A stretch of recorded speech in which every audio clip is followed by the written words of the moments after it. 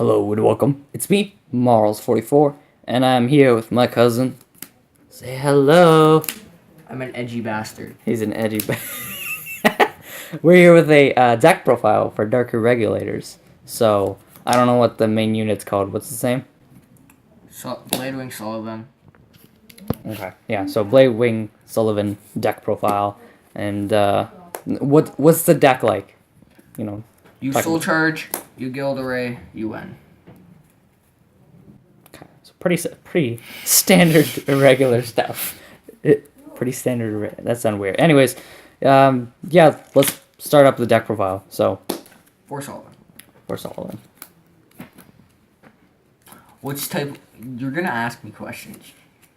Oh, you want me to ask what? Yes. I thought you were just gonna say stuff. Okay, that's fine. So what's he do? On place, choose a unit, search your deck for up to 3 copies of that unit, put it into soul. If you have 15 or more soul, all your guardians gain plus 10k. At the end of the battle that this unit was attacked, use Soul Blast 2. It does not matter if it hit or not. Use Soul Blast 2.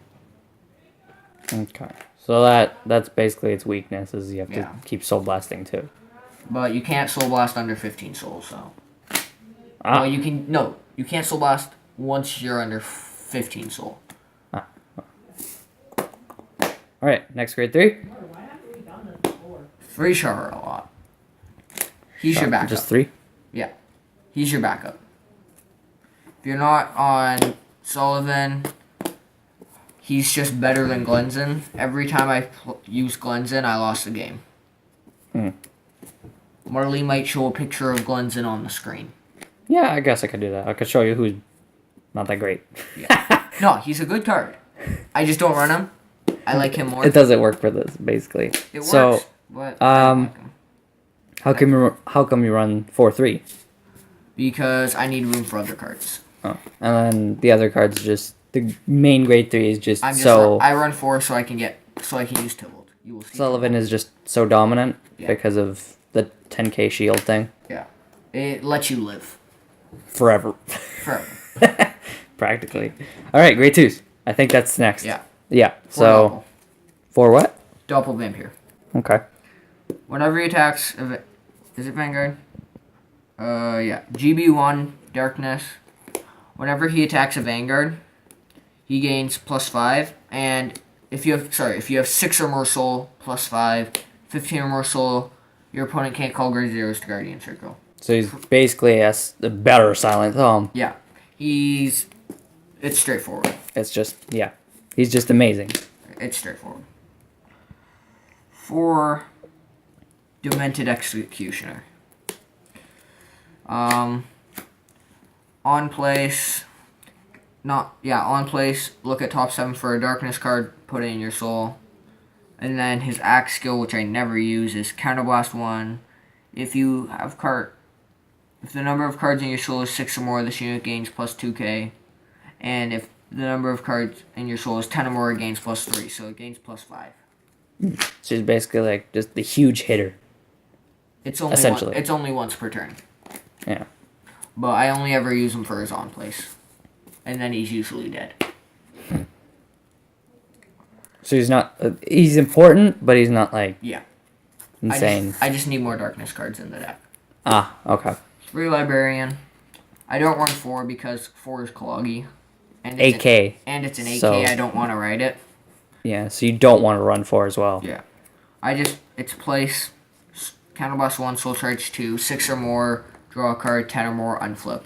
Free pluses. Always. And free unflips too, basically. Yeah, because you Counterblast, it's a plus.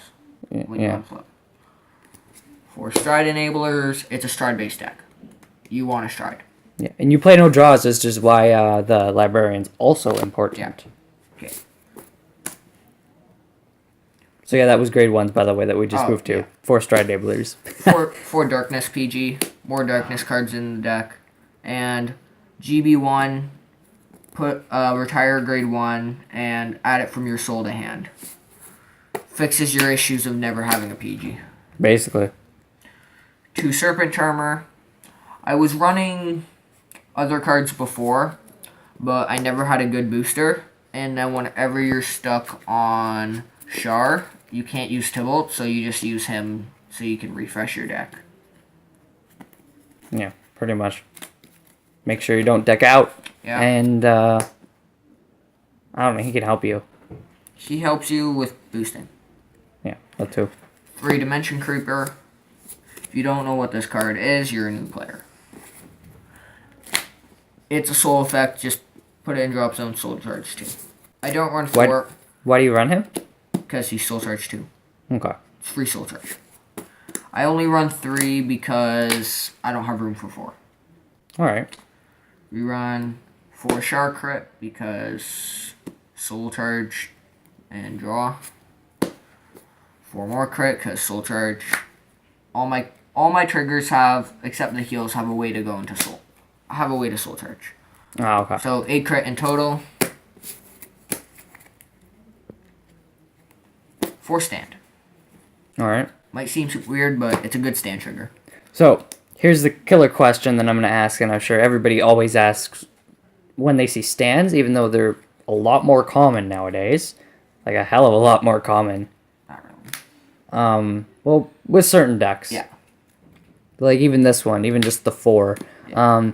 So why 8 crit 4 stand, not 12 crit? Because this card is good. It's a Flying Librarian that only soul charges 1. Oh, okay. So you play it more for its effect. Yeah, it's the only reason I play it. It's for that card. 4 heal, explanatory. 2 assassins. This is not my starter. It's just in the deck. What does she do? Has the darkness ability, so it can be searched.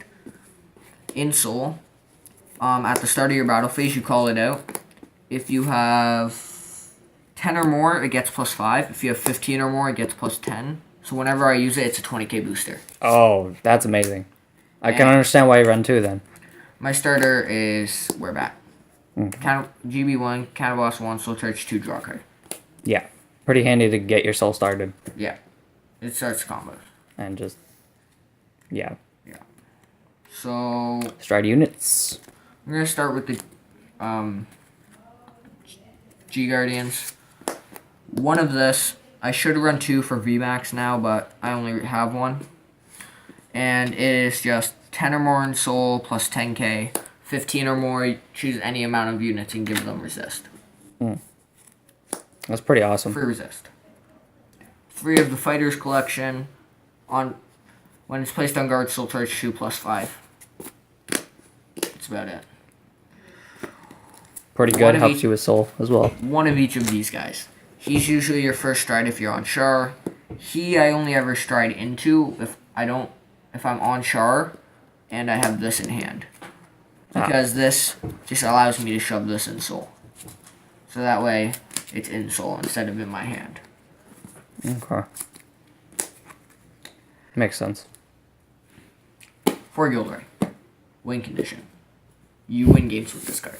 What does he do? Like, This card plus this card equals 56. oh, he's the big power-up guy with how many cards are in soul type thing. What's that? G-flip. Flip himself. And 10 or more, he gains plus 10. 15 or more, can't use grade 1s or higher from hand to guard. Oh, jeez. And he gets a crit.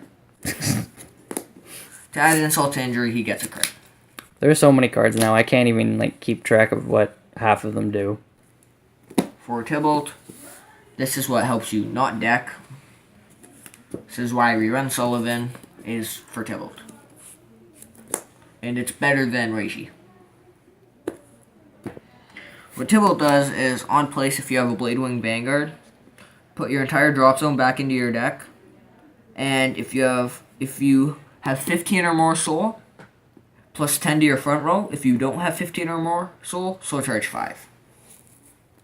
Which just builds soul. Which just basically will most likely give you the 15 or more. Yeah. He's just my first stride. And my stride whenever I'm low on deck. And then we run... That's pretty awesome. 2 Char. 2 Char stride. Okay. because we like to clear a board. Counterblast 1, no flip, just on attack, put all your units into your soul, kill all their units, and you can't use grade 1s. Sorry, you can't use perfect guards to guard him when you have 15 or more. 10 or more, plus 10, 15 or more, no perfect guards. That's pretty awesome. That's why we run 2.